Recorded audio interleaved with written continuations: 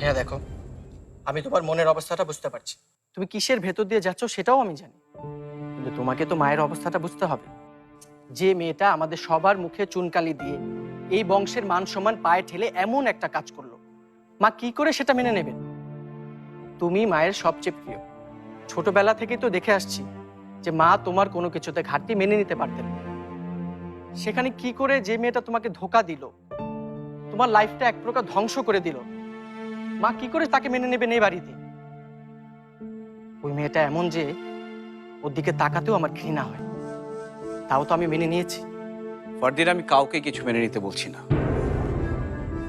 আমার মেয়েটা অসুস্থ, কয়েকদিন পরে ওর অপারেশন।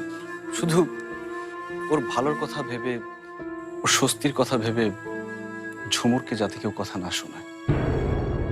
হ্যাঁ, পরীর এটা দুর্ভাগ্য যে ঝুমুর ওর মা, কিন্তু পরী যদি কোনো রাস্তার মেয়ে হতো তাহলেও তো ওর মুখের দিকে তাকিয়ে মানুষকে দয়া করত। কিন্তু ও তো কোনো রাস্তার মেয়ে না, ও আমার মেয়ে, আমার রক্ত ওর শরীরে বইছে। এ বাড়ির উত্তরাধিকারী সে। আমার যতটুকু অধিকার এই বাড়িতে আছে, পরীরও ঠিক ততটুকুই আছে। কিন্তু মা তো, আমি হয়তো আমার স্ত্রীর অসম্মান মেনে নেব, কিন্তু আমার সন্তানের মায়ের অসম্মান কিভাবে মেনে নেব বলতে পারিস?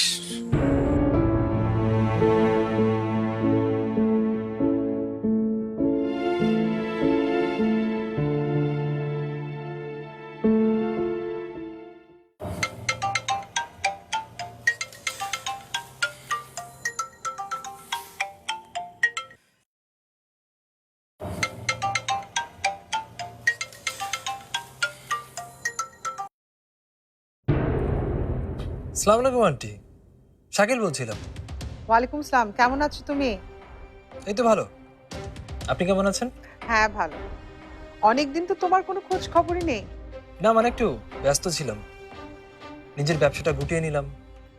হ্যাঁ, আমাকে নাবিলা বললো তুমি নাকি দেশে ফিরছো। ও, এই জন্যই আপনাকে কল করা। আমি দেশে আসছি বিয়ে করতে। আচ্ছা, খুব ভালো খবর। হ্যাঁ, আমার টিকিটও কনফার্ম হয়ে গেছে। তবে আন্টি, আমি দেশে আসার আগে আপনাকে আমার একটা উপকার করে দিতে হবে, প্লিজ। উপকার? হ্যাঁ বলো, অবশ্যই করব। আমি চাই আপনি আমার হয়ে নাবিলার বাসায় বিয়ের প্রস্তাব নিয়ে যাবেন। আমি? হ্যাঁ আন্টি, আপনি তো আমার মায়ের মতন। নিজের বাবা মা যা করেননি আপনি তার থেকে বেশি করেছেন আমার জন্য, তাই। হ্যাঁ, সেটা তো বুঝলাম, কিন্তু আমার গিয়ে প্রস্তাব দেওয়াটা কি ভালো দেখাবে? যেমনই দেখা আন্টি, আমার জন্য অন্তত এটুকু তো আপনাকে করতেই হবে।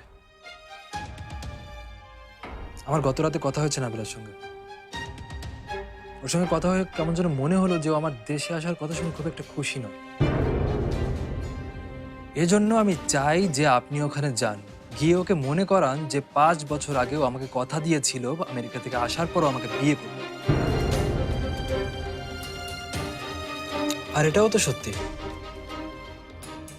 যে ঝুমুরের মতো ভালো একটা মেয়ের সঙ্গে আমার কোনো পার্সোনাল শত্রুতা ছিল না। যা করেছি শুধু আপনাদেরই কথায়।